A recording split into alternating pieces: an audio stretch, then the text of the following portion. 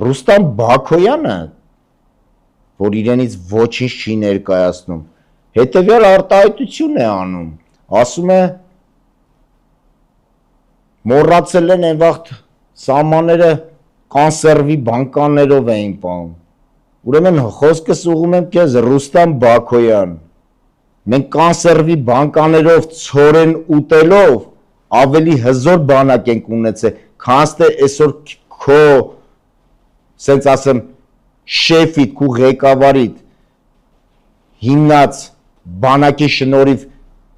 մեր ճիշտ է, մեր զինվորը այսօր լավ է սնվում, բայց գիտեք ինչ, թող ցորեն ուտի մեր զինվորը, բայց ունենա ամուր պետություն, ամուր բանակ, Էդ ինչ ես արել քու բանակի համար, Ռուստամ Բաքոյան, դու ինքդ, ընդհանրապես, կրկնում եմ, մենք ունենք, եթե այդ իրաշեշտած կոնսերվի բանկաներով ու տուշոնկի բանկաներով սահմաններն է եղել ժամանակին, կրկնում եմ, մենք ավելի ամուր ենք եղել, ավելի հզոր ենք եղել, թուրքը մեզանից դողացել է, ոչ թե ձեր պես այսօր կզած աման եկել Թուրքի առաջ